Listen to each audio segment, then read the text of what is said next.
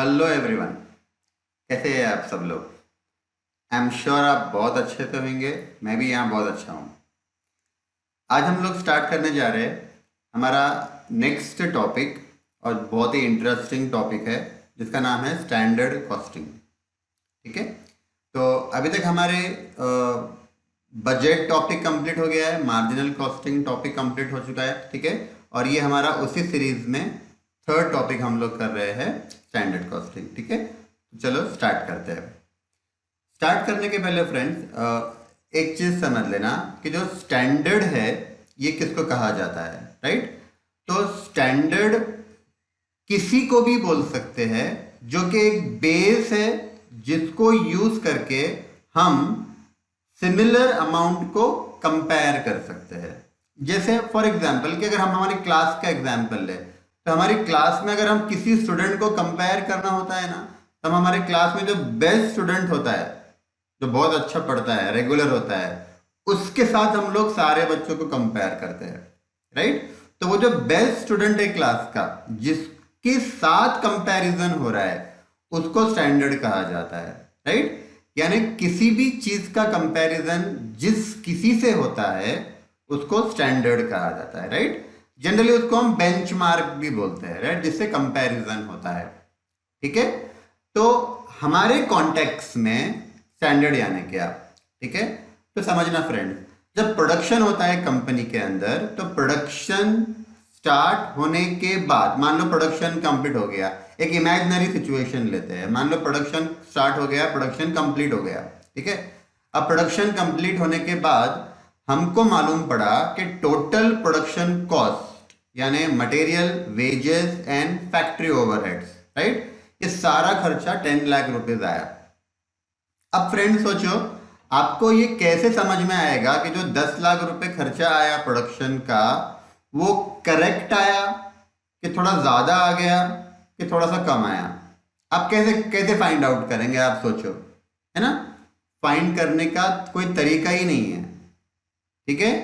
क्यों तरीका नहीं है? क्योंकि वो 10 लाख को आपको कंपेयर किससे करना है, वो आपने बेसिस बनाया ही नहीं है।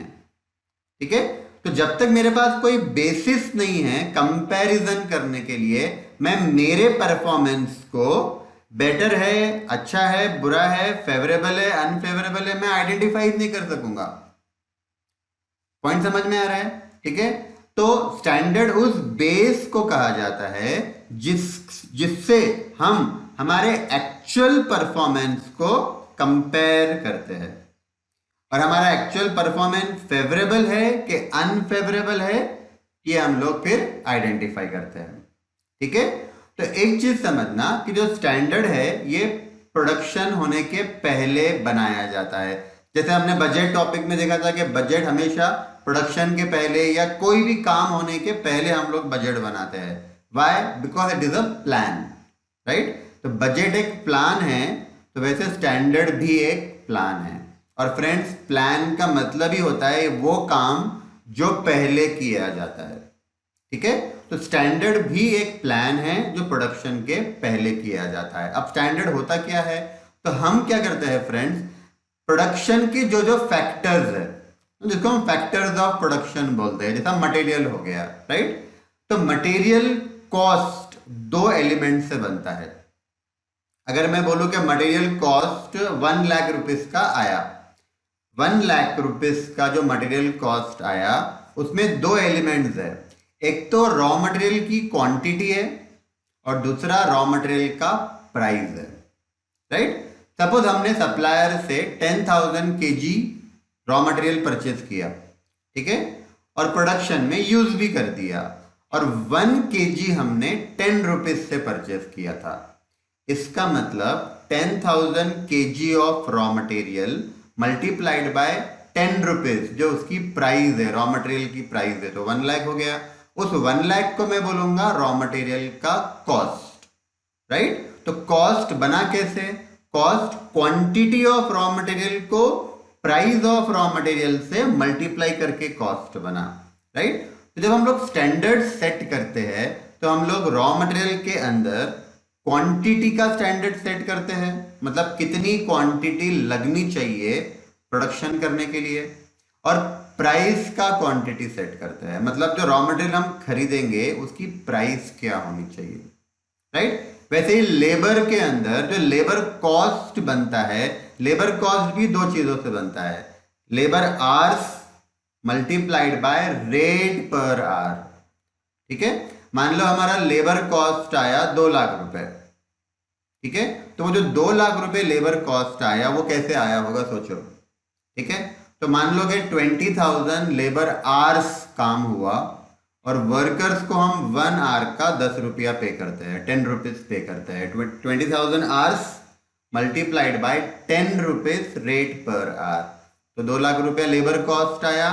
अगेन फ्रेंड्स, इसका मतलब होता है कि जो लेबर कॉस्ट है 2 लाख रुपए, वो दो एलिमेंट से बना, उसमें एक आवर्स है और रेट पर आवर है। मटेरियल कॉस्ट दो एलिमेंट से बनेगा, quantity and price of material. तो लेबर कॉस्ट भी दो एलिमेंट से बनेगा, labour hours and rate per hour, right. तो ये जो सारे एलिमेंट्स है इसका हम स्टैंडर्ड सेट करते हैं, कब? प्रोडक्शन होने के पहले। और जब प्रोडक्शन कंप्लीट हो जाता है तो हमारे पास एक्चुअल फिगर्स अवेलेबल होते हैं, राइट। एक्चुअल कितनी क्वांटिटी लगी, एक्चुअल हमने क्या प्राइस का मटेरियल परचेस किया, लेबर आवर्स एक्चुअल कितना काम हुआ, हमने वर्कर्स को क्या रेट से वेजेस दिया, ये सारा एक्चुअल अवेलेबल रहेगा। तो इमेजिन करो फ्रेंड्स, प्रोडक्शन के पहले मैंने स्टैंडर्ड सेट किया और प्रोडक्शन के बाद मेरे पास एक्चुअल फिगर्स आ गया। अब मैं इन दोनों को कंपेयर करूंगा। कंपैरिजन जब हम करेंगे तो हमको मालूम पड़ेगा कि हमारा जो एक्चुअल कॉस्ट है वो स्टैंडर्ड के कंपैरिजन में कॉस्ट ज्यादा है कि कॉस्ट कम है, राइट। तो एक्चुअल कॉस्ट ज्यादा है या कम है ये तभी मालूम पड़ेगा जब आप कंपैरिजन करेंगे स्टैंडर्ड के साथ। अगर मैं स्टैंडर्ड नहीं बनाऊं ना तो ये एक्चुअल कॉस्ट ज्यादा है या कम है आपको पता ही नहीं चलेगा, है ना। तो स्टैंडर्ड्स मैंने सेट किए, राइट। स्टैंडर्ड्स बजट बनाया बोलते हैं हम लोग, है ना। Budgets are made, standards are set, ठीक है। तो हमने स्टैंडर्ड सेट किए प्रोडक्शन के पहले, प्रोडक्शन के बाद एक्चुअल मिल गया, एक्चुअल कॉस्ट को मैं कंपेयर करूंगा स्टैंडर्ड कॉस्ट से, राइट। फॉर एग्जाम्पल कि स्टैंडर्ड कॉस्ट 10 लाख था और मेरा एक्चुअल कॉस्ट आया 12 लाख, मतलब मेरा परफॉर्मेंस बराबर नहीं है, राइट, क्योंकि मैंने ज्यादा खर्चा किया है ना। अगर मेरा 10 लाख का स्टैंडर्ड है और 9 लाख मेरा एक्चुअल कॉस्ट आया, यानी फेवरेबल सिचुएशन है, ठीक है फ्रेंड्स। तो आप समझना, स्टैंडर्ड 10 लाख है और एक्चुअल अगर 12 लाख है तो इसका डिफरेंस करना है, दोनों को माइनस करना है। जब आप दोनों को माइनस करेंगे तो 2 लाख रुपीज आएगा, 10 लाख स्टैंडर्ड एंड 12 लाख का एक्चुअल। तो 2 लाख का जो डिफरेंस आएगा that is called as variance, उसको हम वैरिएंस बोलते हैं। डेविएशन भी बोल सकते हो आप, डिफरेंस भी बोल सकते हो, टेक्निकली हम लोग क्लास में वैरिएंस बोलेंगे, ठीक है। अच्छा, 10 लाख स्टैंडर्ड था, एक्चुअल 9 लाख आया। अब डिफरेंस निकालो स्टैंडर्ड का एक्चुअल का, तो 1 लाख आएगा। ये 1 लाख भी वैरिएंस है। पहले एग्जाम्पल में 2 लाख भी वैरिएंस था, दूसरे एग्जाम्पल में 1 लाख भी वैरिएंस है। तो variance is simply difference between standard and actual, ठीक है। अब ये जो वैरिएंस है, वैरिएंस मैं आपको बार बार याद दिलाऊंगा। वैरिएंस मतलब स्टैंडर्ड और एक्चुअल का डिफरेंस, दोनों को माइनस करो, माइनस करने के बाद जो आएगा that is called as variance, right. अब ये वैरिएंस फ्रेंड्स फेवरेबल भी हो सकता है, एडवर्स भी हो सकता है, ठीक है। फेवरेबल कब रहेगा? जब मेरा एक्चुअल कॉस्ट कम हो रहा है। स्टैंडर्ड 10 लाख था, एक्चुअल 9 लाख आया, तो 1 लाख का वेरिएंस आया। ये 1 लाख का वेरिएंस फेवरेबल है। फेवरेबल क्यों है फ्रेंड्स? समझो, लॉजिक है। एक्चुअल कॉस्ट कम हो रही ना, तुमको 10 लाख के अंदर प्रोडक्शन करना था, तुमने 9 लाख में प्रोडक्शन कर दिया, तो 1 लाख का जो वेरिएंस आया उसको मैं बोलूंगा फेवरेबल वेरिएंस, ठीक है। अच्छा, 10 लाख का अपना स्टैंडर्ड था, एक्चुअल आया 12 लाख, अब वेरिएंस आया 2 लाख का। ये जो 2 लाख का वेरिएंस है ये अनफेवरेबल वेरिएंस है, इसको हम एडवर्स वेरिएंस बोलेंगे, राइट। एडवर्स क्यों? क्योंकि मेरा खर्चा ज्यादा हो गया। पॉइंट समझ में आ रहा है? स्टार्ट करते हैं। आप स्क्रीन पे देखना। Two vital functions of management of any organization are planning and controlling, right. अब देखना, मैनेजमेंट के बहुत सारे फंक्शंस है, planning, controlling, decision making, coordinating, communication, ये सारे फंक्शंस हमने पढ़े हैं। इसमें से दो फंक्शंस बहुत इंपॉर्टेंट है, प्लानिंग एंड कंट्रोलिंग। ठीक है, कंट्रोल करने का मतलब बहुत सारे मीनिंग हो सकते हैं कंट्रोल करने के। हमारे कॉन्टेक्स्ट में, हमारे संदर्भ में कंट्रोल का मतलब होता है कॉस्ट को कंट्रोल करना, कॉस्ट को कम करना, राइट। अब कॉस्ट को कंट्रोल या कम तभी कर सकेंगे जब आपको पता हो कि मेरा कॉस्ट कंट्रोल होना चाहिए, कम होना चाहिए, राइट। और आपका कॉस्ट कम होना चाहिए कि नहीं होना चाहिए एक्चुअल, वो आपको तभी पता चलेगा जब आपने कुछ स्टैंडर्ड सेट किया होगा जो आपका बेस रहेगा कंपेयर करने के लिए, राइट। तो हमारे एग्जाम्पल पे वापस आते हैं कि मैंने 10 लाख का स्टैंडर्ड सेट किया। जब मैंने स्टैंडर्ड सेट किया फ्रेंड, तो ये मेरा प्लानिंग वाला पार्ट हो गया, क्योंकि प्लानिंग हमेशा पहले किया जाता है। तो स्टैंडर्ड्स भी हम लोग पहले सेट कर रहे हैं, तो जब हमने स्टैंडर्ड सेट कर दिया, आप समझ जाओ कि मैंने प्लानिंग किया है। ठीक है, अब एक्चुअल कॉस्ट मिला, राइट। एक्चुअल कॉस्ट मेरा 12 लाख आया, स्टैंडर्ड 10 लाख था, एक्चुअल कॉस्ट 12 लाख आया, मतलब 2 लाख रुपए से मेरा कॉस्ट बढ़ गया ना। नाउ यू नो कि मुझे कॉस्ट कम कितनी करनी है, कंट्रोल कितनी करनी है, कितनी कंट्रोल करनी है, सोचो। 2 लाख से कॉस्ट आपको कंट्रोल करनी पड़ेगी, राइट। तो कॉस्ट कंट्रोल करना है कि नहीं करना है, ये आपको कब मालूम पड़ेगा, जब आपने प्लान किया होगा, राइट। इसका मतलब प्लान होना पहले जरूरी है, प्लान मतलब स्टैंडर्ड, तभी जाकर आप कॉस्ट को कंट्रोल कर सकेंगे। ठीक है, तो आई एम श्योर आपको ये समझ में आ रहा है अच्छे से, राइट। तो आगे देखना। While planning helps the management to make systematic efforts to achieve the well-defined objective, control enables them to review the actual performance and locate the difference between the planned performance and the actual performance, right? Controlling कैसे कर रहे हैं हम लोग, जो plan बनाया था standard, उसको हम कंपेयर करने वाले हैं एक्चुअल के साथ, उसका डिफरेंस निकालेंगे, डिफरेंस को वैरिएंस बोलेंगे, और जो वैरिएंस आएगा, अगर वो वैरिएंस एडवर्स है तो हम वो कंट्रोल करेंगे। ठीक है, thus for evaluating performance it is necessary to compare the actual performance with predetermined or pre-planned target, right। अब स्टैंडर्ड को प्री-डिटरमाइंड कॉस्ट भी कहा जाता है। आप समझना, प्री मतलब पहले, डिटरमाइन करना मतलब फाइंड करना, मतलब स्टैंडर्ड कॉस्ट वो कॉस्ट है जो प्रोडक्शन होने के पहले फाइंड की जाती है। ठीक है ना। अभी इसमें एक चीज समझना कि स्टैंडर्ड कॉस्टिंग का एक बेनिफिट तो हमने देखा कि कॉस्ट कंट्रोल हो सकता है हमारा, है ना। दूसरा बेनिफिट है कि जो आपके मैनेजर्स है कंपनी में, जो एम्प्लॉइज है, जो सीईओज है, उनके परफॉर्मेंस को भी आप इवेलुएट कर सकते हो स्टैंडर्ड कॉस्टिंग के थ्रू। कैसे, अगर मान लो प्रोडक्शन डिपार्टमेंट की बात करते हैं, तो प्रोडक्शन डिपार्टमेंट का जो मैनेजर है उसने बहुत एफिशिएंटली काम किया। अब ये कैसे मालूम पड़ेगा एफिशिएंटली काम किया, तो एक भी वैरिएंस अनफेवरेबल नहीं आया, एक भी वैरिएंस एडवर्स नहीं आया, इसका मतलब उतने अच्छे से काम किया, तो आप उसको प्रमोशन दे सकते हो, कमीशन दे सकते हो, रेम्यूनरेशन बढ़ा सकते हो, राइट। तो किसी का परफॉर्मेंस इवैल्यूएट करना है तब भी हमको स्टैंडर्ड कॉस्टिंग काम में आएगा। ठीक है, चलो तो डेफिनेशन देखते हैं। First definition, standard cost. What is standard cost, right. तो देखना, standard cost is defined as a predetermined cost which is calculated from management standard of efficient operation and the relevant necessary expenditure, right. It may be used as a basis for price fixation, stock valuation and for cost control through variance analysis, right। अब देखो definition के दो parts है friend. सबसे पहले क्या बोला है, standard cost. Standard cost is a pre determined cost, ये हमने देखा है। सेकेंड, इसका यूज किया है। स्टैंडर्ड तो मैंने बना दिया, स्टैंडर्ड कॉस्ट मैंने फाइंड कर लिया, अब इसका यूज किया है। तो लास्ट लाइन पढ़ना मेरे साथ, it may be used as a basis for price fixation. ठीक है, एक सिंपल सा एग्जांपल देता हूं। सपोज आपने एक नया प्रोडक्ट बनाया और उसको, नए प्रोडक्ट की आपको सेलिंग प्राइस फिक्स करनी है। मान लो कि कोई कस्टमर ने आपको ऑर्डर दिया, आपको कोटेशन उसको देना है, प्राइस आपको कोट करना है। अब वो प्रोडक्ट नया है, वेरी फर्स्ट टाइम आप बना रहे हो, राइट। अब क्योंकि आप पहली बार बना रहे हो, आपके पास एक्चुअल कॉस्ट अवेलेबल नहीं होगा। जब तक एक्चुअल कॉस्ट अवेलेबल नहीं होगा तो आप सेलिंग प्राइस फिक्स नहीं कर सकेंगे, है ना।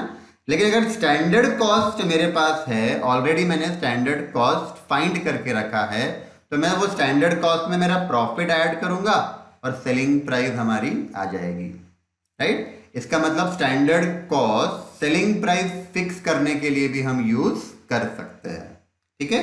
दूसरा यूज किया है स्टैंडर्ड कॉस्टिंग का, स्टॉक वैल्यूएशन, राइट। फ्रेंड्स, आप लोगों ने इन्वेंट्री का वैल्यूएशन, क्लोजिंग स्टॉक का वैल्यूएशन किया होगा FIFO, LIFO, weighted average method use करके, है ना।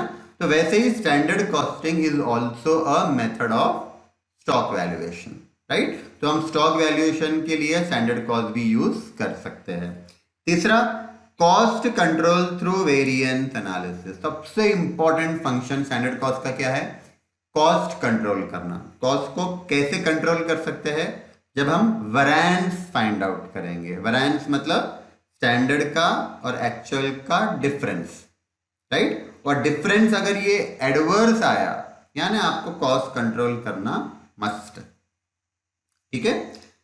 सेकेंड डेफिनेशन देखना, स्टैंडर्ड कॉस्टिंग, राइट। तो देखना, standard costing is defined as preparation and use of standard cost, their comparison with actual cost and analysis of variance into their cause and point of incidence, right। बहुत simple definition है, इसको मैं 2-3 parts में break करता हूं, right. Standard costing में पहला काम क्या होता है? हम स्टैंडर्ड सेट करते हैं, राइट। स्टैंडर्ड सेट हो गया, फिर हम प्रोडक्शन खत्म होने के बाद एक्चुअल से इसको कंपेयर करते हैं, राइट। कंपेयर करने पे हमको वैरिएंस मिल जाएगा। वो वैरिएंस हम देखेंगे कि एडवर्स है या फेवरेबल है। अगर फेवरेबल है तो बहुत अच्छा, क्योंकि मेरी कॉस्ट कम हो रही है, मुझे और कुछ करने की जरूरत नहीं है। लेकिन फ्रेंड्स, अगर आपका कॉस्ट बढ़ रहा है, मतलब एडवर्स वैरिएंस आया, तो आपको इन्वेस्टिगेशन करना पड़ेगा, ठीक है। क्यों करना है इन्वेस्टिगेशन? ताकि वो कॉस्ट जो इंक्रीज हुआ, एक्चुअल कॉस्ट, उसका रीजन पता चले। कौन से डिपार्टमेंट के वजह से, कौन से पर्सन के वजह से ये हमारी एक्चुअल कॉस्ट इंक्रीज हुई है, राइट। तो ये पूरे प्रोसेस को हम बोलते हैं स्टैंडर्ड कॉस्टिंग, ठीक है। फिर से बताता हूं, पॉइंट नंबर 1 स्टैंडर्ड सेट करो, पॉइंट नंबर 2 स्टैंडर्ड को एक्चुअल से कंपेयर करो, वेरिएंस फाइंड करो, पॉइंट नंबर 3 एडवर्स वेरिएंस अगर आया तो इन्वेस्टिगेशन करो और वो रिस्पॉन्सिबल पर्सन या डिपार्टमेंट को आइडेंटिफाई करो, ताकि वो एडवर्स वेरिएंस फ्यूचर में रिपीट ना हो, ठीक है। तो आगे बढ़ते हैं, कुछ फीचर्स देखेंगे स्टैंडर्ड कॉस्टिंग के। वैसे मैंने आपको इंट्रोडक्शन में बहुत सारे फीचर्स बता दिए हैं, एक बार फॉर्मेलिटी पूरी करके एक बार रीड करते हैं, राइट। नंबर 1 देखना, standard cost is a pre determined cost. हमने पहले ही देखा है, ये कॉस्ट हम लोग प्रोडक्शन स्टार्ट होने के पहले फाइंड आउट करते हैं। Point number 2, standard cost is not an estimated cost, right. Friends, आपके माइंड में एक चीज आप क्लियर हो जाओ कि जो भी प्रोडक्शन के पहले फाइंड किया जाता है वो एस्टिमेट नहीं होता है, ठीक है। तो नो डाउट मैं प्रोडक्शन के पहले ये कर रहा हूं, मैं फ्यूचर में खर्चे होने वाले पहले सेट कर रहा हूं, पहले फाइंड आउट कर रहा हूं, पर ये एस्टिमेट नहीं है फ्रेंड्स, राइट। आगे आप रीड करो, उसमें दिया है कि there is a difference between what would be the cost and what should be the cost, right. अगर आप इसको हिंदी में ट्रांसलेट करो ना, तो what would be the cost का मतलब होता है कॉस्ट कितना होगा, और what should be the cost का मतलब होता है कॉस्ट कितना होना चाहिए, राइट। कॉस्ट कितना होगा ये एस्टिमेट है, कॉस्ट कितना होना चाहिए ये स्टैंडर्ड है, राइट। दोनों में बहुत डिफरेंस है, ठीक है। तो स्टैंडर्ड कॉस्ट इतना रिसर्च करके, इतना स्टडी करके बनाया जाता है कि वो बहुत हद तक एक्चुअल के जितना ही होता है, it is very similar to standard cost is very similar to actual cost, right. आप उसको एस्टिमेट मत बोलना कभी भी, ठीक है। नेक्स्ट पॉइंट देखना, it is calculated after taking into consideration the management standard of efficient operation. अब जब स्टैंडर्ड सेट किए जाते हैं फ्रेंड्स, तो वर्कर्स की एफिशिएंसी लेवल भी देखी जाती है। अगर वर्कर की एफिशिएंसी लेवल 80% है तो उसका स्टैंडर्ड उस तरीके से डिसाइड होगा। किसी कंपनी में वर्कर की एफिशिएंसी 90% है, हाई एफिशिएंसी है, राइट, तो उसका स्टैंडर्ड अलग सेट होगा। इसका मतलब जब हम लोग स्टैंडर्ड सेट करेंगे तो वर्कर का एफिशिएंसी भी ध्यान में रखेंगे, ठीक है। हो सकता है कि दो एकदम सेम कंपनी है, एकदम सेम कंपनी, मान लो कि आइडिया एंड वोडाफोन, एकदम same company, same capital, almost same subscribers है, राइट, लेकिन अगर दोनों के एम्प्लॉइज का एफिशिएंसी अगर अलग अलग है तो दोनों का स्टैंडर्ड भी डिफरेंट रहेगा, ठीक है। नेक्स्ट पॉइंट देखना, standard cost can be use as a basis for price fixation as well as exercising control over the cost. ये हमने पहले ही पढ़ा था कि स्टैंडर्ड कॉस्ट हम लोग सेलिंग प्राइस फिक्स करने के लिए यूज करते हैं as well as cost control करने के लिए भी, ठीक है। आगे देखना, standard costing involve setting of standards for various elements of cost. The standards are set for material cost, labour cost, overheads, profit. Setting of standard is the heart of standard costing, and so this work is done very carefully. Setting of wrong standards will defeat the very purpose of standard costing. ठीक है friends, समझना, standard cost के अंदर हम लोग किसका किसका standard cost fix करते हैं। तो हम लोग मटेरियल का स्टैंडर्ड कॉस्ट फिक्स करते हैं, लेबर का, ओवरहेड्स का, प्रॉफिट का, ये सबका हम लोग स्टैंडर्ड सेट करते हैं, ठीक है। अब स्टैंडर्ड सेट किया जाता है प्रोडक्शन के पहले, और ये स्टैंडर्ड सेटिंग वाला जो काम होता है ना, ये बहुत ही इंपॉर्टेंट है, ये हार्ट ऑफ स्टैंडर्ड कॉस्टिंग है, आप समझना, राइट। क्यों इंपॉर्टेंट है कि मान लो अगर आपका स्टैंडर्ड ही गलत सेट हो गया, स्टैंडर्ड सेट हो गया गलत, पर आपको पता नहीं है कि गलत सेट हुआ, आपको लग रहा है कि स्टैंडर्ड मेरा करेक्ट सेट हुआ है, पर आपने स्टैंडर्ड्स रॉन्ग सेट किए हैं। तो जब आप स्टैंडर्ड को एक्चुअल से कंपैरिजन करेंगे, ठीक है, तो आपको एडवर्स वेरिएंस दिखेगा, मतलब आपको लगेगा कॉस्ट मेरा बढ़ गया, राइट, जबकि आपका कॉस्ट बढ़ा नहीं है, आपने स्टैंडर्ड ही गलत सेट किया है। तो आप क्या करेंगे, आपका जो डिसीजन रहेगा वो रॉन्ग हो जाएगा, आपका इन्वेस्टिगेशन ही रॉन्ग हो जाएगा। क्यों? क्योंकि आपने स्टैंडर्ड ही गलत सेट किया था, ठीक है। तो हमको स्टैंडर्ड बहुत ही प्रॉपरली, बहुत ही अच्छे से एक्यूरेटली हमको सेट करना है। आगे बढ़ते हैं, next point, standard costing ensures that there is a constant comparison between the standard and actual, and the difference between the two is worked out. The difference is known as variance and it is to be analysed further to find out the reason behind the same, right friends. ये point already आपको discuss कर दिया हूं, मैं फटाफट आपको एक बार बता देता हूं। स्टैंडर्ड कॉस्टिंग में हम स्टैंडर्ड को एक्चुअल से कंपेयर करते हैं, उसका डिफरेंस निकालते हैं, माइनस करते हैं, डिफरेंस को हम वेरिएंस बोलते हैं, और वेरिएंस में से भी हम लोग फिर फाइंड आउट करते हैं कि कौन सा वेरिएंस फेवरेबल है और कौन सा एडवर्स है, ठीक है। चलो लास्ट पॉइंट, लास्ट हम लोग फीचर्स देख रहे हैं। After the ascertaining of the variance, analyzing them to find out the reason for the variance and taking corrective action in order to ensure that variance are not repeated, the standard costing helps immensely in evaluation of performance of the organization, right? एक बार variance आपका आ गया तो आपको देखना है कि ये variance अगर adverse आया है तो ये क्यों आया, क्या रीजन है, राइट। मान लो कि मेरा मटेरियल कॉस्ट बढ़ गया, मैंने स्टैंडर्ड से कंपेयर किया एक्चुअल मटेरियल कॉस्ट को और मेरी एक्चुअल कॉस्ट बढ़ गई। अब एक्चुअल मटेरियल कॉस्ट बढ़ने के बहुत सारे रीजन हो सकते हैं। हो सकता है कि परचेज डिपार्टमेंट ने जो रॉ मटेरियल परचेज किया वो महंगा वाला परचेज कर लिया, एक रीजन ये हो सकता है। दूसरा कि जो तुमने मटेरियल परचेज किया उसकी क्वालिटी सब स्टैंडर्ड थी, क्वालिटी उसकी अच्छी नहीं थी तो वेस्टेज ज्यादा हुआ, ये भी हो सकता है, राइट। ये भी हो सकता है कि इंस्पेक्शन डिपार्टमेंट ने प्रॉपर इंस्पेक्शन नहीं करा, ये भी हो सकता है कि मटेरियल हैंडलिंग डिपार्टमेंट ने प्रॉपर मटेरियल हैंडलिंग नहीं किया, राइट? तो there can be an number of reasons of adverse variance. तो आपको ये आइडेंटिफाई करना है कि जो एडवर्स वेरिएंस हुआ वो किसके वजह से हुआ, वो रीजन आपको आइडेंटिफाई करना है, ठीक है?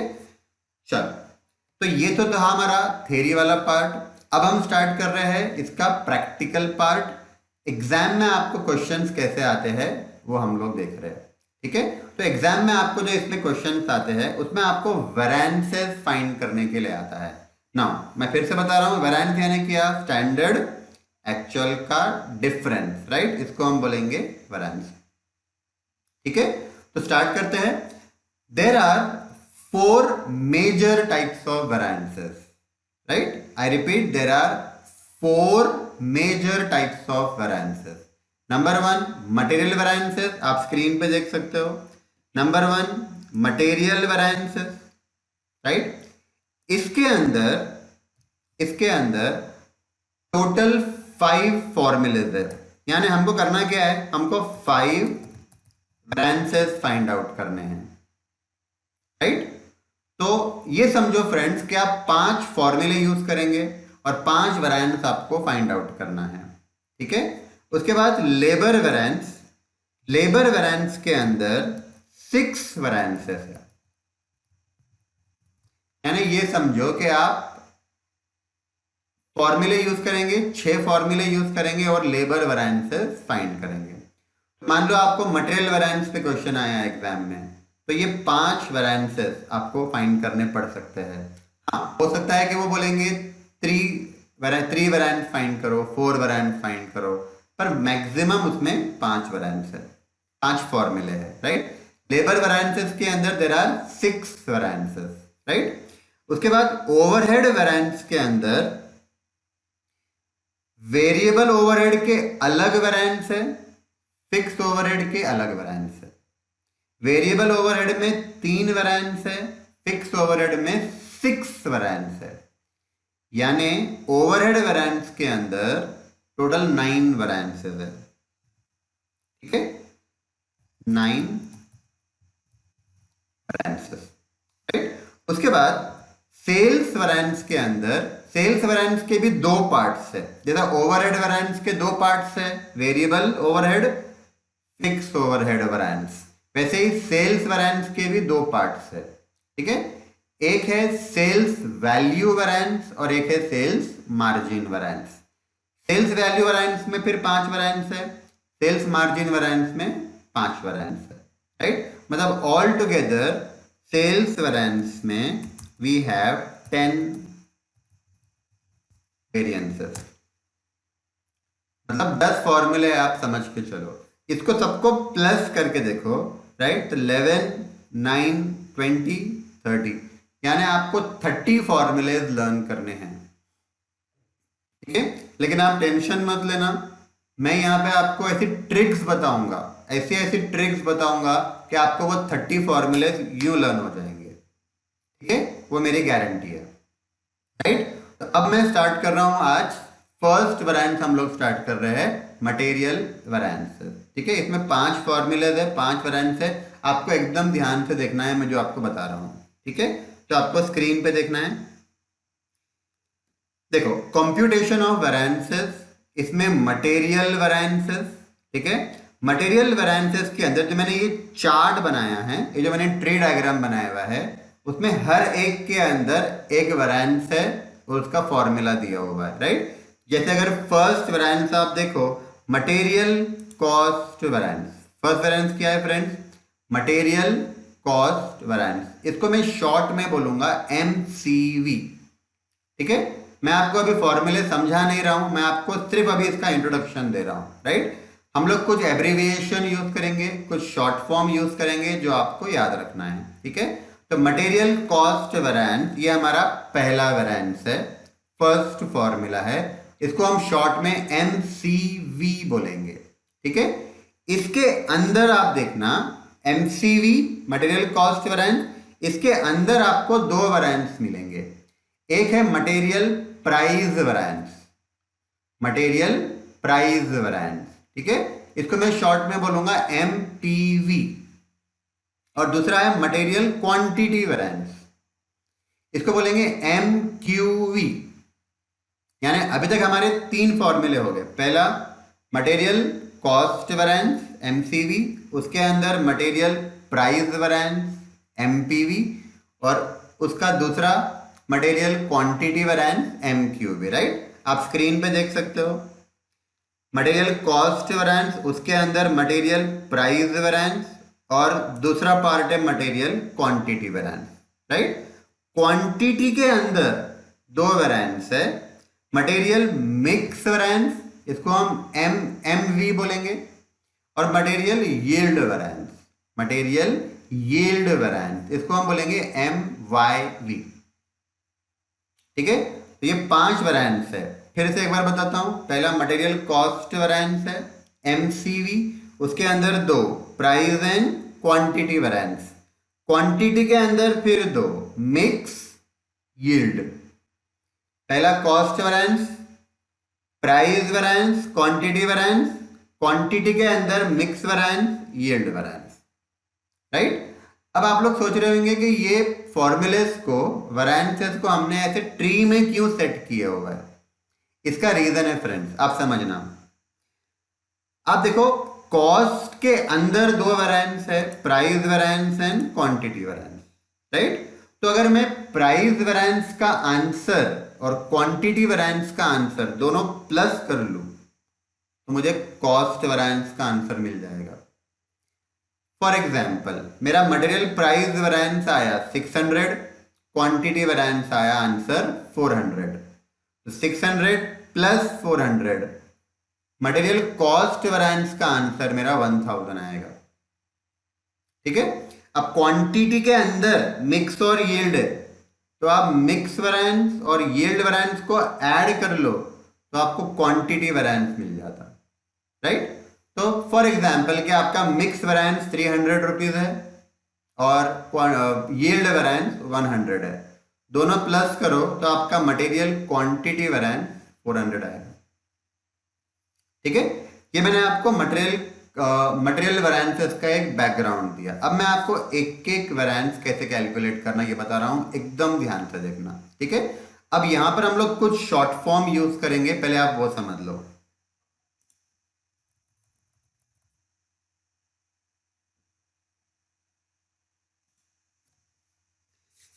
चलो फ्रेंड्स, अब देखना, सबसे पहले आप स्क्रीन पे देखो कॉस्ट, मटेरियल कॉस्ट कैसे बनता है ये मैंने आपको बताया था, है ना। तो मटेरियल कॉस्ट बनता है 2 एलिमेंट से, एक quantity of raw material multiplied by price of raw material, right. तो अगर मैं रॉ मटेरियल की क्वांटिटी को, मैंने एग्जांपल दिया था ना कि हमने मान लो 10,000 kg रॉ मटेरियल खरीदा सप्लायर से और 1 kg का प्राइस 10 रुपीज है, तो 10,000 kg इंटू 10 आप करो तो 1 लाख रुपीज कॉस्ट आ जाएगा, राइट। तो सपोज क्वांटिटी मेरी 10,000 kg है, प्राइस 10 रुपीज है, राइट। और प्राइस याद रखना फ्रेंड्स हमेशा 1 kg का रहेगा, प्राइस पर kg 10 रुपीज, तो कॉस्ट आ जाएगा 1 लाख रुपीज। यानी मटेरियल कॉस्ट बनता है 2 एलिमेंट से। अब इसको हम शॉर्ट में कैसे यूज करेंगे, मुझे जब भी कॉस्ट बोलना होगा मैं C लिखूंगा, आपको याद रखना है C यानी कॉस्ट। क्वांटिटी के लिए हम लोग Q वर्ड यूज करेंगे, ठीक है, और प्राइस के लिए हम लोग P वर्ड यूज करेंगे। इसका मतलब cost is equal to quantity of raw material multiplied by price of raw material. तो क्वांटिटी के लिए हम लोग Q अल्फाबेट यूज करेंगे, Q एब्रीविएशन यूज करेंगे, प्राइस के लिए हम लोग P यूज करेंगे, ठीक है। तो Q multiplied by P is equal to C, C यानी कॉस्ट, ठीक है।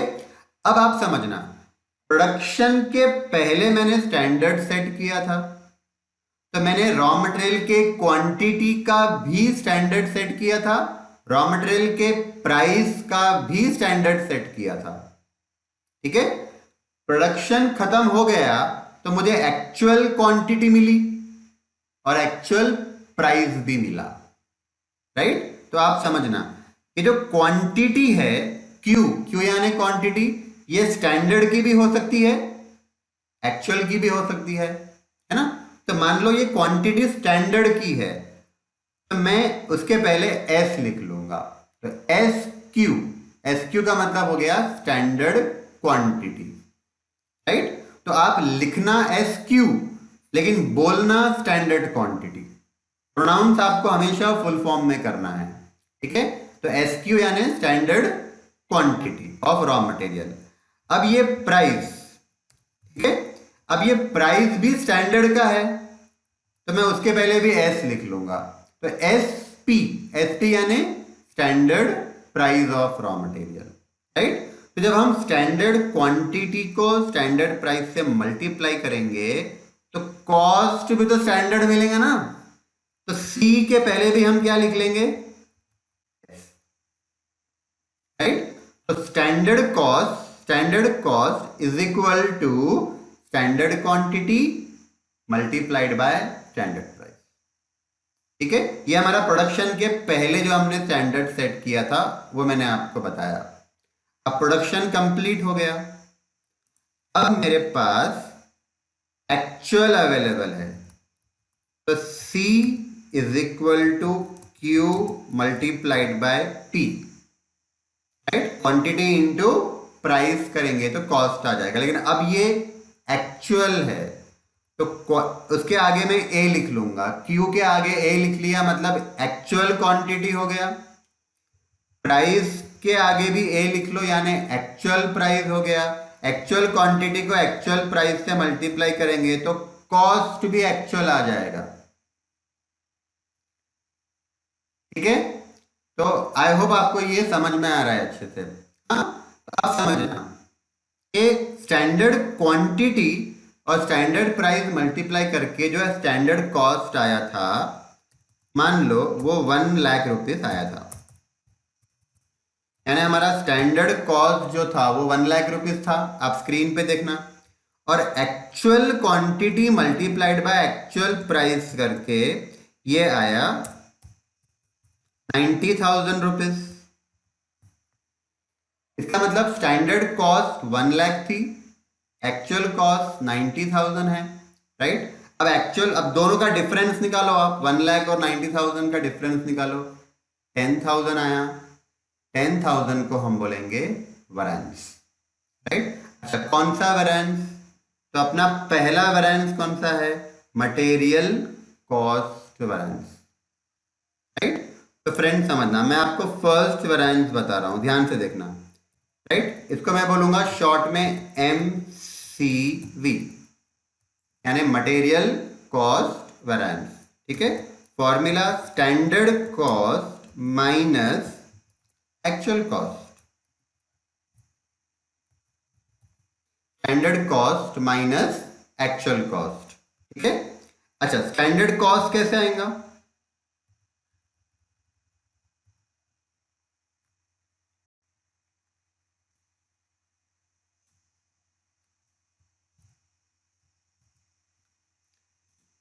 स्टैंडर्ड कॉस्ट कैसे आएगा?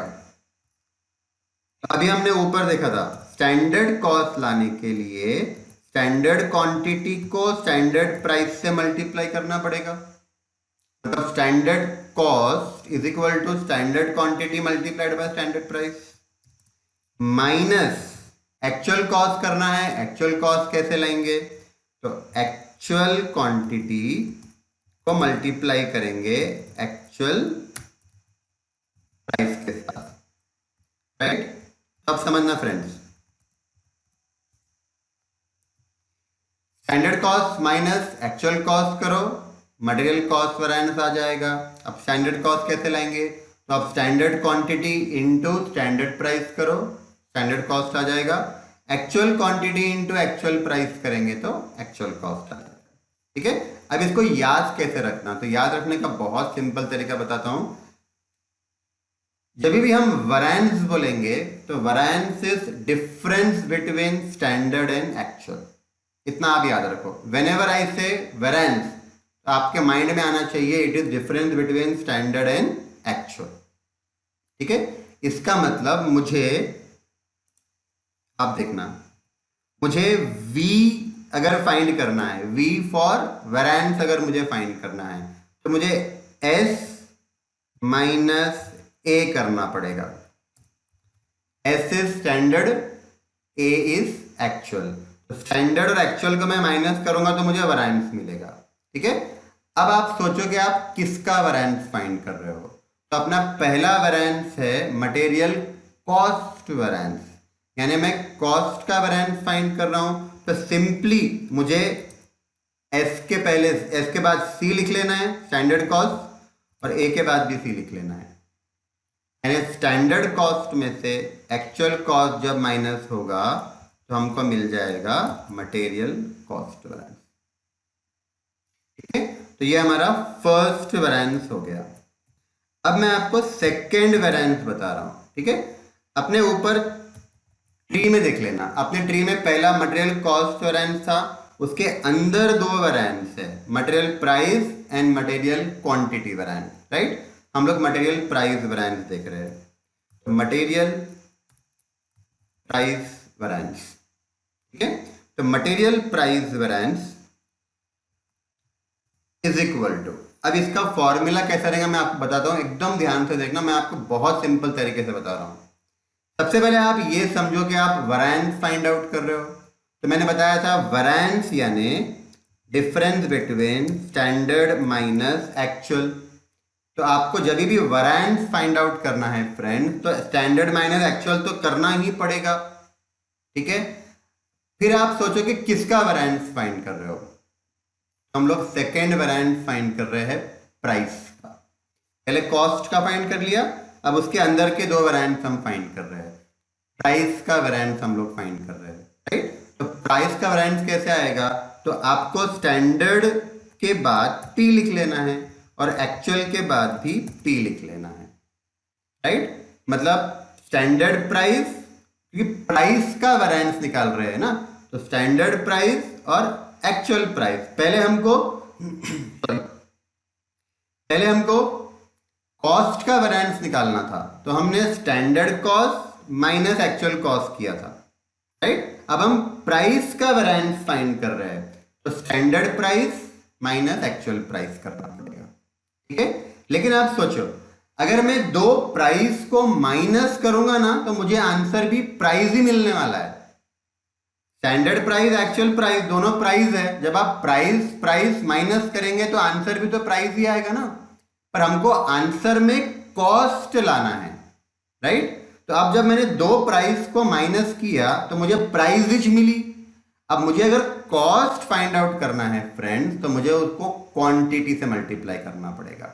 ठीक है, तो हम कैसे करेंगे, इसको ब्रैकेट में ले लेंगे, standard price minus actual price, इसको हमको मल्टीप्लाई करना है एक्चुअल क्वांटिटी के साथ। इसको हम मल्टीप्लाई करेंगे किससे, एक्चुअल क्वांटिटी। क्वांटिटी से क्यों मल्टीप्लाई कर रहे हैं, क्योंकि दो प्राइस को माइनस करेंगे तो प्राइस ही मिलने वाला है, फिर उसको आपको क्वांटिटी से मल्टीप्लाई करना पड़ेगा, तब जाके वो कॉस्ट बनेगा। राइट, तो क्वांटिटी कौन सी ले रहे हैं हम लोग, क्वांटिटी हम लोग कौन सी ले रहे हैं, एक्चुअल। ठीक है, तो ये हो गया अपना सेकेंड फॉर्मूला। अब मटेरियल कॉस्ट वेरिएंस के अंदर हमारा थर्ड फॉर्मूला है मटेरियल क्वांटिटी वेरिएंस, तो MQV। राइट, सेम, पहले आप S माइनस ए कर लो, क्योंकि वेरिएंस निकालना है तो S माइनस ए करना पड़ेगा। फिर आप सोचो किसका वेरिएंस निकाल रहे हो, हम लोग क्वांटिटी का वेरिएंस निकाल रहे हैं। राइट, तो A के बाद भी Q लिख लेना, S के बाद भी Q लिख लेना, क्योंकि हमको क्वांटिटी का वेरिएंस निकालना है। तो difference between standard quantity and actual quantity, मैं फिर से रिपीट कर रहा हूं, पहला हमने कॉस्ट का वेरिएंस फाइंड आउट किया था, तो difference between standard cost and actual cost. हमने प्राइस का वेरिएंस फाइंड किया, तो difference between standard price and actual price. ठीक है, फिर हमने क्वांटिटी का वेरिएंस फाइंड किया, तो difference between standard quantity and actual quantity. Right, अब थोड़ा सा आप लॉजिक लगाओ, आप दो क्वांटिटी को माइनस कर रहे हो, स्टैंडर्ड क्वांटिटी एक्चुअल क्वांटिटी। जब दो क्वांटिटी को माइनस करेंगे फ्रेंड, तो आपको आंसर भी क्वांटिटी मिलने वाला है। जैसे 10,000 kg minus 9,000 kg, right, is 1000 KG, KG मिलेगा आपको, है ना, पर मुझे आंसर लाना है कॉस्ट में। तो मैं क्या करूंगा, अब क्वांटिटी मिली ना मेरे को, तो मुझे प्राइस से मल्टीप्लाई करना पड़ेगा। प्राइस वेरिएंस में हमने दो प्राइस को माइनस किया था, तो standard price actual price minus करेंगे तो प्राइस ही मिलने वाला है। उसको कॉस्ट में कन्वर्ट करना था तो हमने क्वांटिटी से मल्टीप्लाई किया था, एक्चुअल क्वांटिटी से मल्टीप्लाई किया था। ठीक है, अब जब मैं दो क्वांटिटी माइनस करूंगा तो मुझे माइनस करके क्वांटिटी मिलने वाली है। कॉस्ट में लाने के लिए मुझे उसको प्राइस से मल्टीप्लाई करना पड़ेगा, राइट। तो आपको यहां पे ये याद रखना है कि हम लोग स्टैंडर्ड प्राइस से मल्टीप्लाई करेंगे, राइट, स्टैंडर्ड प्राइस से मल्टीप्लाई करेंगे। तो मैंने आपको तीन फॉर्मूले बताए, ठीक है। पहला formula material cost variance is equal to standard cost minus actual cost. Standard cost कैसे आएगा, standard quantity into standard price करके। एक्चुअल कॉस्ट आएगा actual quantity into actual price करके, ठीक है। सेकेंड फॉर्मूला हमने देखा मटेरियल प्राइस वेरिएंस, ये आप कैसे करेंगे, स्टैंडर्ड प्राइस एक्चुअल प्राइस का डिफरेंस ले लो, माइनस कर लो, इसको एक्चुअल क्वांटिटी से मल्टीप्लाई करो। थर्ड हमने फॉर्मूला देखा फ्रेंड्स मटेरियल क्वांटिटी वेरिएंस, तो स्टैंडर्ड क्वांटिटी एक्चुअल क्वांटिटी का डिफरेंस ले लो, स्टैंडर्ड प्राइस से मल्टीप्लाई करो, ठीक है। तो आई होप आपको ये अच्छे समझ में आया होगा। इस क्लास में मैं आपको ये तीन वेरिएंस बता रहा हूं, नेक्स्ट क्लास में हम लोग दो वेरिएंस और देखेंगे और हमारा ये मटेरियल वेरिएंस देखना हो जाएगा, ठीक है। तो अब मैं आपको कुछ प्रैक्टिकल क्वेश्चंस करवा रहा हूं, जिसको करने के बाद आपका कॉन्फिडेंस लेवल और बढ़ जाएगा और आपको बहुत ही अच्छे समझ में आएगा, ठीक है। चलो स्टार्ट करते हैं प्रैक्टिकल क्वेश्चंस। चलो फ्रेंड्स, अब हम स्टार्ट कर रहे हैं स्टैंडर्ड कॉस्टिंग का पहला क्वेश्चन। मेरे साथ साथ आप लोग ये क्वेश्चन भी लिखना। इस क्वेश्चन में हम लोग पहले तीन वेरिएंस देखेंगे, material cost variance, material price variance और मटेरियल क्वांटिटी वेरिएंस, राइट। तो क्वेश्चन लिखना स्टार्ट करो। Question number 1,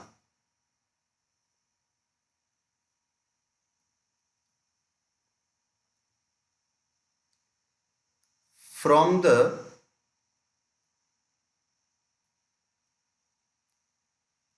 following information calculate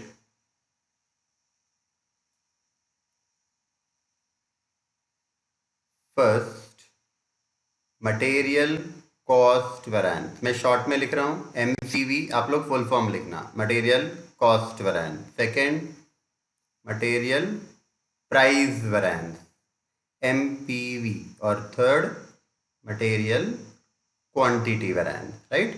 अच्छा, मटेरियल क्वांटिटी वेरिएंस को मटेरियल यूजेज वेरिएंस भी कहा जाता है, राइट। तो आपको ये याद रखना है, दो नाम है, मटेरियल क्वांटिटी वेरिएंस और एक नाम है मटेरियल यूजेज वेरिएंस, राइट। तो नेक्स्ट लाइन से लिखना standard.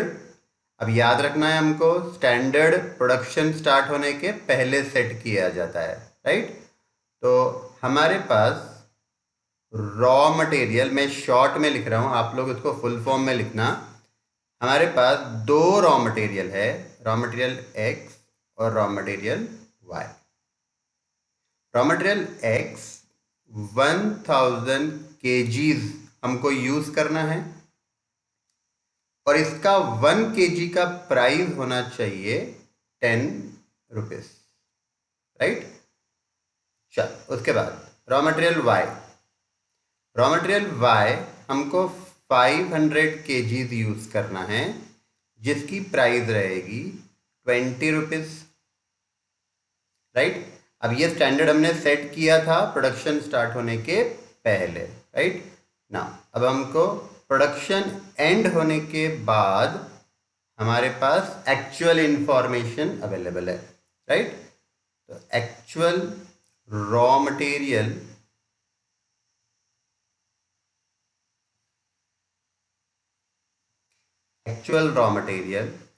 X and Y, right.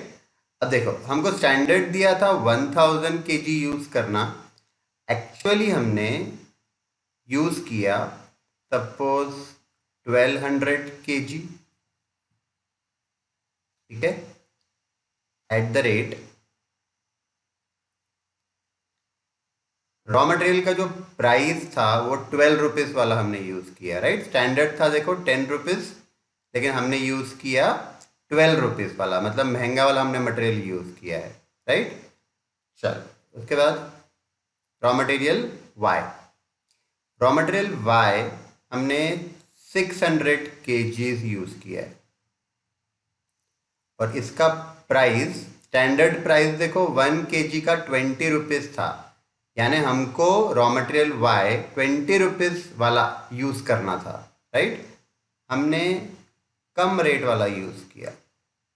अब आप देखो एक्स का जो स्टैंडर्ड प्राइस था वो 10 था, एक्चुअल 12 है, यानी हमने ज़्यादा प्राइस वाला मटेरियल यूज़ किया, महंगा वाला मटेरियल यूज़ किया एक्स के लिए।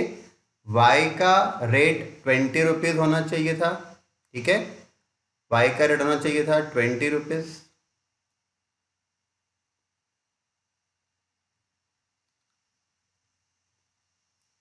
लेकिन हमने कम रेट वाला यूज़ किया, ठीक है, सस्ता। तो आपको देख के समझ में आ रहा होगा कि जो प्राइस वेरिएंस आएगा रॉ मटेरियल एक्स का वो एडवर्स आएगा। क्यों एडवर्स आएगा? क्योंकि रॉ मटेरियल एक्स मैंने एक्चुअल देखो महंगा वाला यूज़ किया है, ठीक है। और अगर वाई देखेंगे तो वाई का मैंने स्टैंडर्ड प्राइस देखो 20 रुपये है, ज़्यादा है, एक्चुअल कम है, सस्ता वाला हमने यूज़ किया है, इसका मतलब इसका वेरिएंस फेवरेबल आएगा। जब आपका एक्चुअल कॉस्ट बढ़ता है तो आपका वेरिएंस एडवर्स आता है, एक्चुअल कॉस्ट अगर कम हो रही है तो फेवरेबल वेरिएंस आएगा, ठीक है। Now this is our question, right. चलो अब स्टार्ट करेंगे इसका आंसर।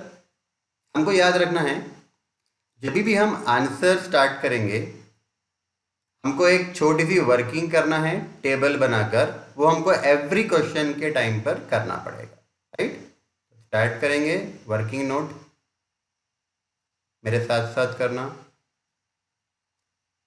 अभी जो हम लोग टेबल बना रहे हैं ये एकदम स्टैंडर्ड फॉर्मेट है, ये अपने को ऐसे ही बनाना है एवरी टाइम।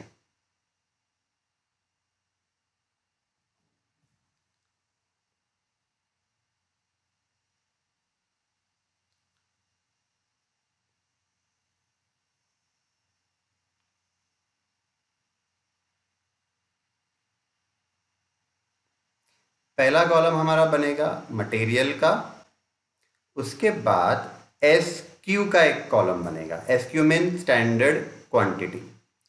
एक कॉलम हम बनाएंगे एस पी यानी स्टैंडर्ड प्राइस, और एक कॉलम बनाएंगे एस सी यानी स्टैंडर्ड कॉस्ट, राइट।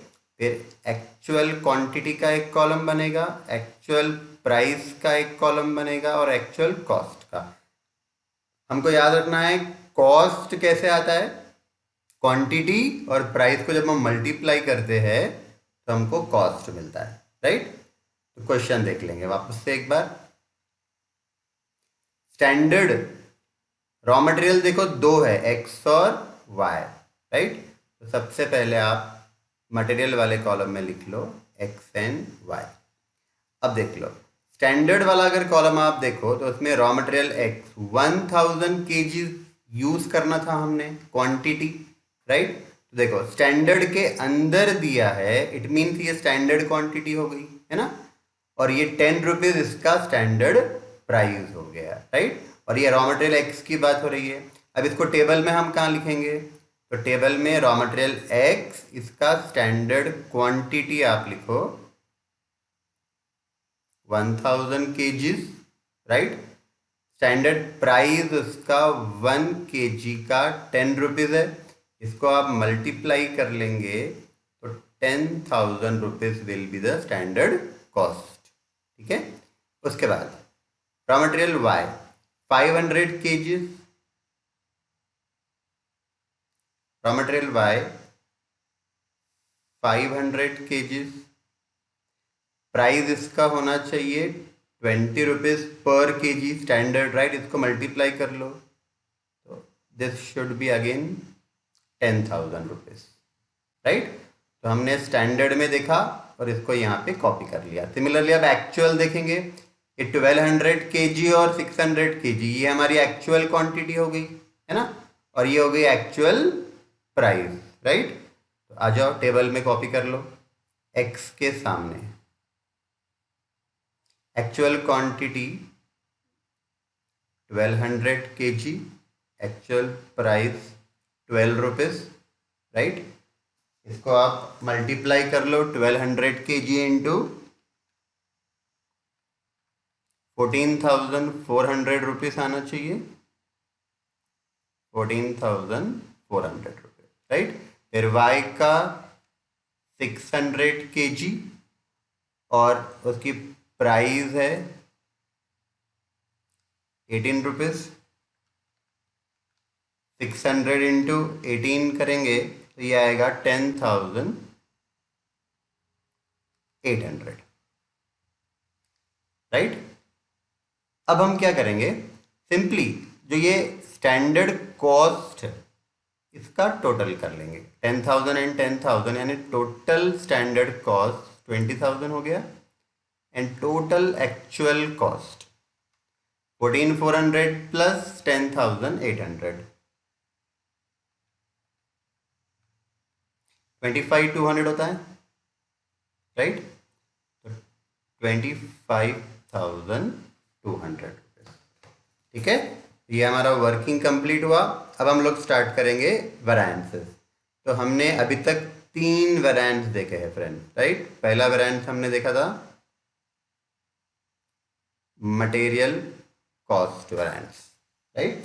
फॉर्मूला याद करो इसका, मटेरियल कॉस्ट वेरिएंस का standard cost minus actual cost, right. आप लोग फुल फॉर्म लिखो और शॉर्ट फॉर्म लिखेंगे तो भी चलेगा, कोई प्रॉब्लम नहीं, क्योंकि हमको बहुत बार लिखना पड़ेगा।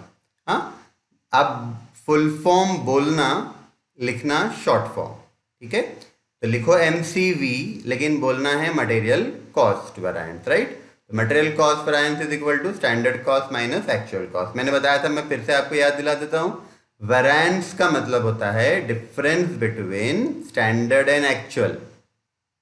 स्टैंडर्ड एंड एक्चुअल को जब माइनस करते हैं उसको, डिफरेंस को माइनस करने के बाद जो अमाउंट मिलती है उसको वेरिएंस कहा जाता है, ठीक है। अब हम लोग किसका वेरिएंस निकाल रहे हैं फ्रेंड, स्टैंडर्ड का। तो हमने क्या करना है, स्टैंडर्ड कॉस्ट लिख लेना है और एक्चुअल कॉस्ट दोनों को माइनस करना है, ठीक है। अब आपको यहाँ देखना है एक्स का, अगर आप देखो रॉ मटेरियल एक्स का स्टैंडर्ड कॉस्ट था 10,000, ठीक है, और रॉ मटेरियल एक्स का एक्चुअल कॉस्ट 14,400। ये 10,000 कब अमाउंट मिला हमको, ये प्रोडक्शन स्टार्ट होने के पहले हमने ये स्टैंडर्ड सेट किया था। ये कब मिलेगा हमको, प्रोडक्शन होने के बाद। तो आ जाओ आंसर में मेरे साथ साथ सॉल्व करना है। एक्स स्टैंडर्ड कॉस्ट है 10,000, एक्चुअल है 14,400। फ्रेंड्स 10,000 में से 14,400 माइनस करेंगे तो ये आना चाहिए -4,400, राइट। और अभी देखो आपको याद रखना है कि अगर आंसर हमारा नेगेटिव आता है तो ये एडवर्स वेरिएंस कहलाएगा, अनफेवरेबल या एडवर्स। तो हम लोग एडवर्स बताने के लिए ब्रैकेट में ए लिखेंगे, या ब्रैकेट में आप पूरा एडवर्स भी लिख सकते हो, राइट। और ए लिखना चाहो तो ए भी लिख सकते हो, ए यानी एडवर्स। अगर मेरा आंसर पॉजिटिव आता है तो इसका मतलब आपका वेरिएंस फेवरेबल आया, तो आपको ब्रैकेट में एफ लिखना है। एफ इंडिकेट करेगा फेवरेबल वेरिएंस, ए इंडिकेट करेगा एडवर्स वेरिएंस, राइट। अब देखो याद रखने का एक तरीका है कि स्टैंडर्ड कॉस्ट आपकी 10,000 थी, यानी आपका खर्चा 10,000 रुपये होना चाहिए था, एक्चुअल खर्चा आपका ज्यादा आया, है ना। अब ज्यादा आया इसका मतलब आपका एडवर्स वेरिएंस हुआ ना, नुकसान हुआ ना हमारा। तो 4,400 का हमारा नुकसान हुआ, इसको हम बोलेंगे एडवर्स वेरिएंस, राइट। एक तरीका ये है कि आप समझ लो टेक्निक से, राइट। या फिर सिंपल तरीका है कि आंसर अगर अपना नेगेटिव में आता है, माइनस में आंसर आता है तो एडवर्स, और पॉजिटिव आंसर आता है तो favourable, right. Similarly raw material Y, ठीक है, यहाँ देखेंगे हम रॉ मटेरियल वाई का स्टैंडर्ड कॉस्ट था 10,000 और उसका एक्चुअल कॉस्ट है 10,800, राइट। तो 10,000 माइनस 10,800, राइट। अगेन हमारा आंसर आएगा -800 फ्रेंड्स, ठीक है।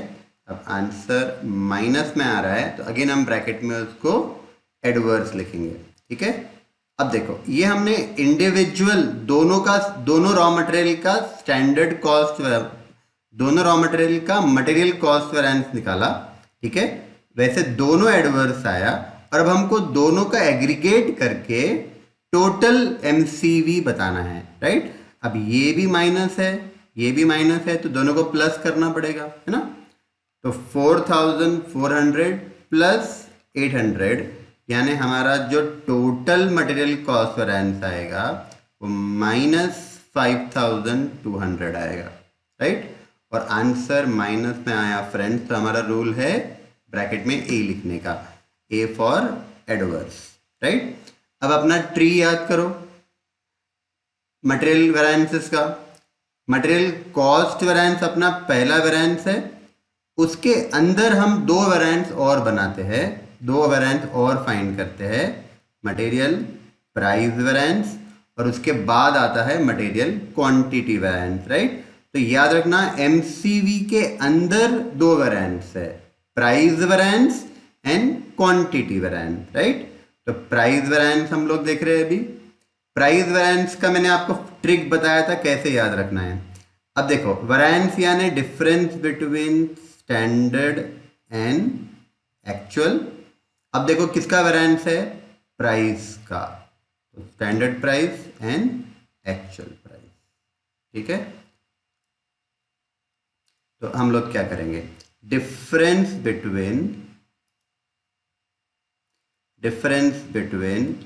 Standard price and actual price, right. देखो यहाँ पे कॉस्ट का वेरिएंस था तो हमने difference between standard cost and actual cost लिया था। यहाँ पे प्राइस का वेरिएंस है तो difference between standard price and actual price, right. अब देखो जब आप दो प्राइस को माइनस करेंगे तो आपको आंसर में प्राइस ही मिलने वाला है, राइट।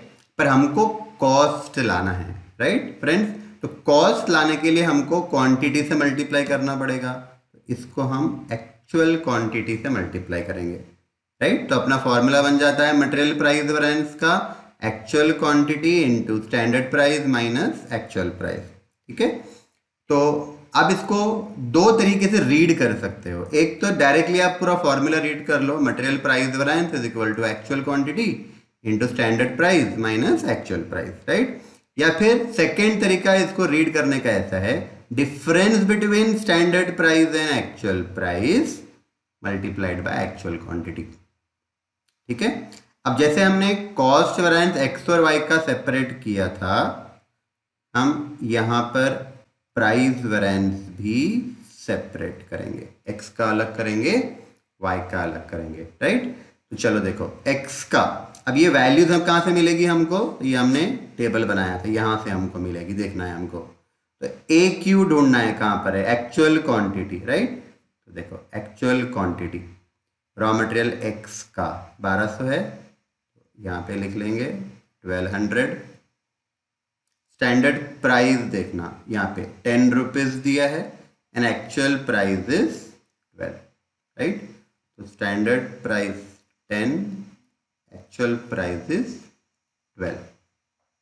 अब इन दोनों को माइनस करेंगे फ्रेंड्स, तो -2 आएगा, प्राइस है ना, -2 इंटू 1200 किया -2400 आएगा।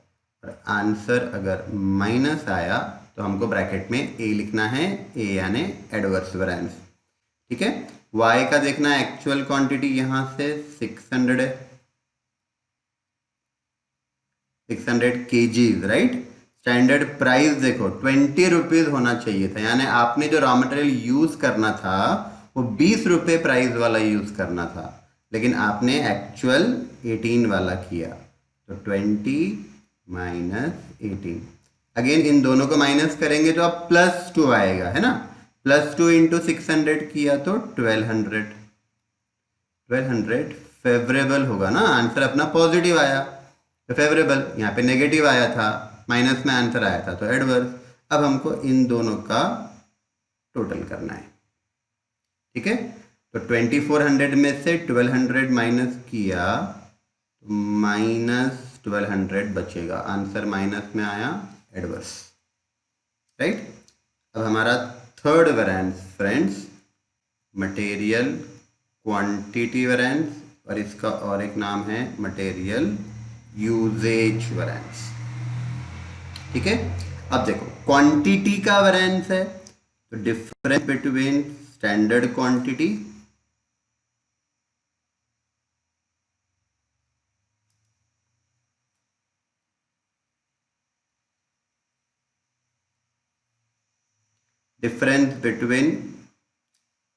Standard quantity and actual quantity multiplied bye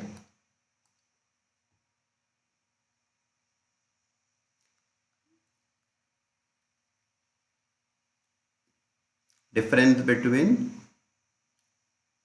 standard quantity and actual quantity multiplied by standard price, ठीक है।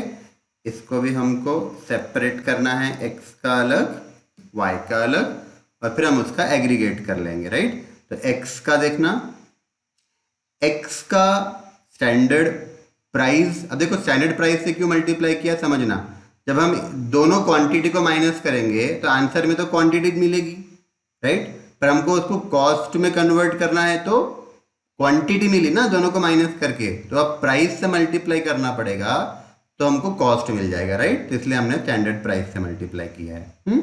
अब x का देखना, x का स्टैंडर्ड प्राइस है 10, राइट। तो 10 इंटू स्टैंडर्ड क्वांटिटी देख लेना 1000 है, एक्चुअल क्वांटिटी है 1200, इन दोनों को माइनस करेंगे पहले ब्रैकेट तो -200 आएगा, -200 इंटू 10 करेंगे तो -2000, और आंसर माइनस में आया यानी एडवर्स लिखना पड़ेगा, है ना। y का देख लेना, स्टैंडर्ड प्राइस था अपना 20, स्टैंडर्ड क्वांटिटी 500 kg यूज करना था, हमने एक्चुअल क्वांटिटी यूज किया फ्रेंड्स देखो 600, राइट। अब इन दोनों को जब माइनस करेंगे तो -100 आएगा, -100 इंटू 20 करो तो -2000 आएगा, और आंसर माइनस में आया यानी एडवर्स, ठीक है। तो चलो अब इन दोनों को टोटल करना पड़ेगा, -2000 ये बन जाएगा -4000, और आंसर माइनस में आया, इसका मतलब एडवर्स, राइट। अब याद करना जो हमने चार्ट देखा था, ट्री डायग्राम देखा था मटेरियल वेरिएंस का, वो मटेरियल कॉस्ट वेरिएंस के अंदर मटेरियल प्राइस वेरिएंस है और मटेरियल क्वांटिटी वेरिएंस है, राइट। तो हमने ये तीनों वेरिएंस फाइंड आउट कर लिए, इसको हमने ट्री के फॉर्म में क्यों बनाया था, तो मैंने बताया था आपको कि प्राइस वेरिएंस का आंसर क्वांटिटी वेरिएंस का आंसर जब दोनों को प्लस कर लेते हैं तो हमको कॉस्ट वेरिएंस का आंसर मिल जाता है, ठीक है। ये आपको आंसर के बाद वेरीफाई करना पड़ेगा, वेरीफाई करने से आपको पता चल जाएगा आपका आंसर राइट है या रॉन्ग है, ठीक है। तो कंपलसरी नहीं है लेकिन आप कर लो तो आपके लिए अच्छा है। तो अब देखना वेरिफिकेशन, राइट, तो इसको हम वेरीफाई करना भी बोल सकते हैं, वेरीफाई कर रहे हैं हम लोग, कैसे वेरीफाई करना है, material cost variance is equal to material price variance plus material quantity variance, right. तो देखो मटेरियल प्राइस वेरिएंस अपना आया था -1200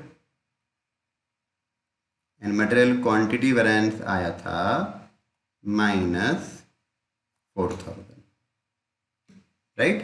तो ये प्लस माइनस माइनस हो जाएगा, -1200 -4000 करेंगे तो -5200 आएगा, और देख लेना अपना जो कॉस्ट वेरिएंस था फ्रेंड्स वो -5200 था। मतलब इन दोनों के आंसर को मैं अगर प्लस करूँ तो मुझे कॉस्ट वेरिएंस का आंसर मिलना चाहिए। ठीक है, तो आई एम श्योर आपको ये क्वेश्चन अच्छे समझ में आया होगा, राइट। चलो फ्रेंड्स, अब मैं आप लोगों को एक होमवर्क दे रहा हूँ। अभी जो हमने क्वेश्चन किया है वैसा ही एक क्वेश्चन है, सिमिलर, खाली मैं अमाउंट चेंज कर रहा हूँ, उसको आप लोगों को होमवर्क करना है। स्टार्ट करो मेरे साथ।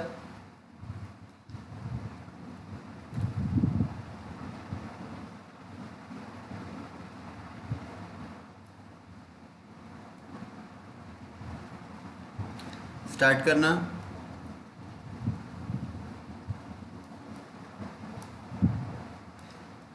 कैलकुलेट